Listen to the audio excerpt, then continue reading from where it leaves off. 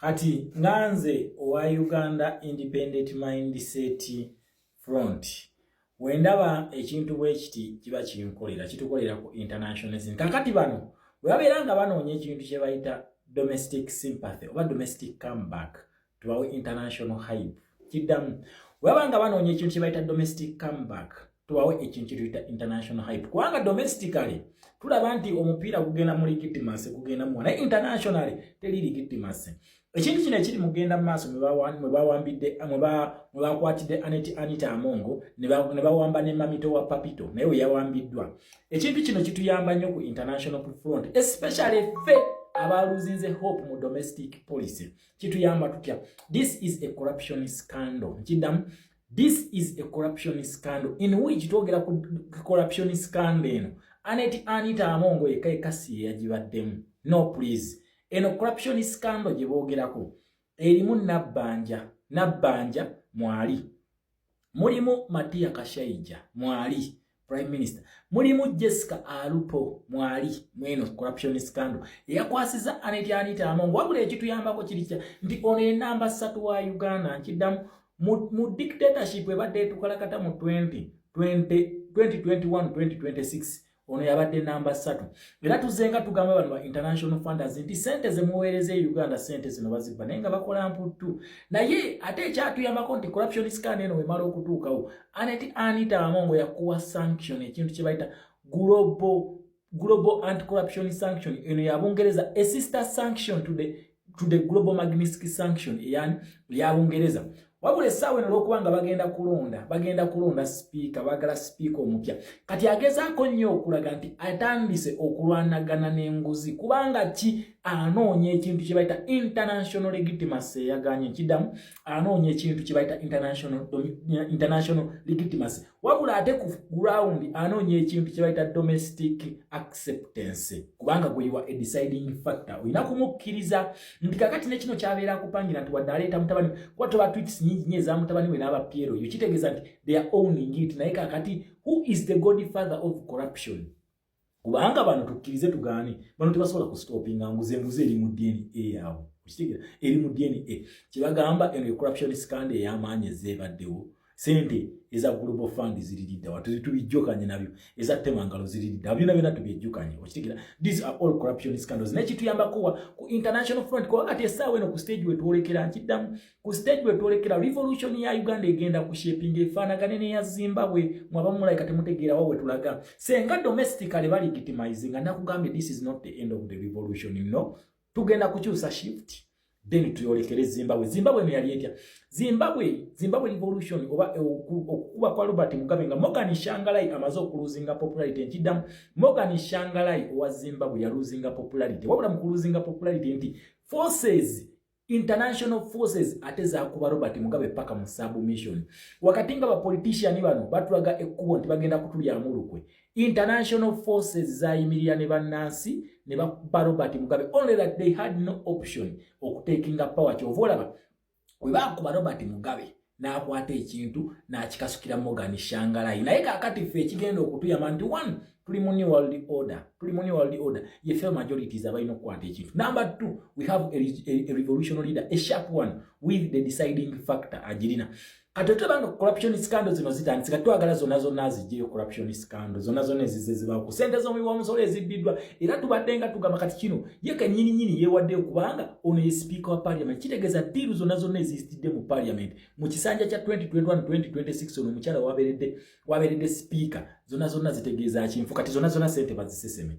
Oshegere kifejo kati agezaako kulaga international community ye kakati takwatagana na nguzi. Oshega takwatagana na nguzi lengo zagenda kyo naye atandikide ku muntu ngolede bamu sanctioninga nga for 5 years yabadde yagano mu sanctioninga. Kakati atulaga ntino gwatandikide ko kine ekintu akikola atya ali mukwata mulambo kwali mukuba empisa already omulambo nti ono bamukuba ne bamuvunza ku international scene. Kati agezaako kusika domestic sympathy, asika domestic acceptance. Kakati namwe mugambe kakati bano banyize nnyo batandise okukwata abenguzi. Ffe tujja kitambuza waki tugenda kukitambuza kubanga twagala twagenda nti system eno ebadde y'ababbi, system eno y'ababbi kyetwagala okulaga. Kakati tusooke tumuwe ekintu kye tuyita international hype tukiweeyo. Okyegerera ekintu ekyo then ne bano bennyini ba funders twagala tubalage nti sente z'omusolo bakulu zeezo mu posting ebintu ne sente bazitwage nga bazije muzikupe ebifaananyi nazo muzitambuze ne sente tuzitambuze zennyini nyini sente z'omulimu musolo bano abeefuula nti batubanja amabanja sente bazirabe we zigenda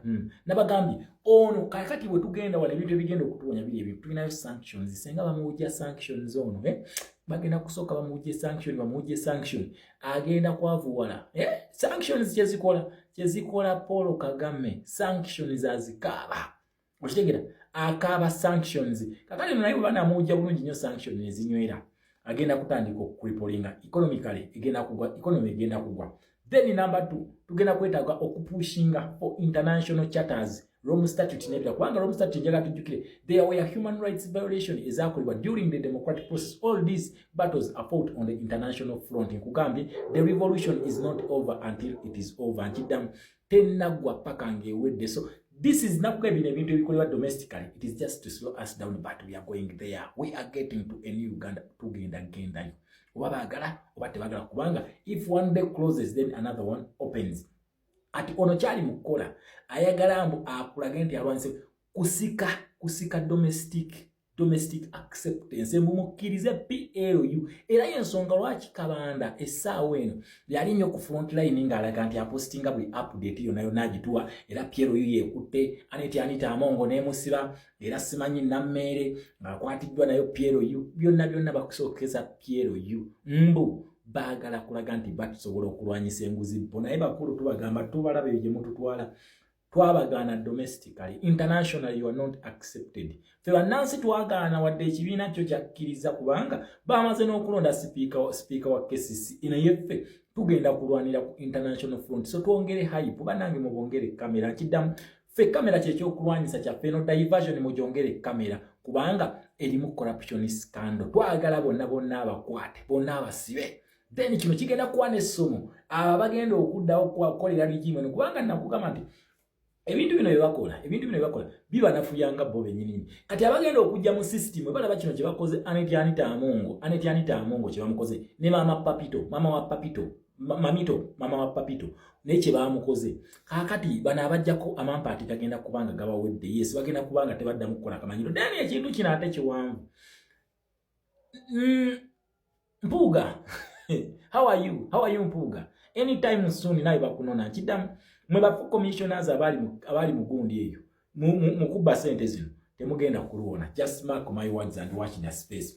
Kino kye bayita okukolera sitaani ekyo wanyi bano baba wakumanyi ne balowooza nti bakitalo nnyo era akabinyo nnyo onakina guko wa DF ow'omuti najjangagira kakati bino si bya fire base wembaziri yabadde service award eyo ojja ginnyonnyolera nkiddamu service award ogenda ginnyonnyolera ne Munnayuganda togwa mu trap gyatugira ffe tumuwe hype naye kyali mu kukola trap gyagala okukola mbu akufuna domestic acceptance kubanga ki legally ono si president nakugamba agenda kubeera mu confinements eza Uganda wabeera bw'atyawo obwa president bwawe bukoma bwe bati ku border to border tebugenda kufuluma Uganda kubanga ki international is not the recognized president of United Uganda by tribes na tribes zona zeegase bweziti netufuna United Uganda ono si president nedda baba wema mwagala okukakasako nabagamba United Nations Security Council legitimizing amundage legitimacy yavudde mu UK mujindage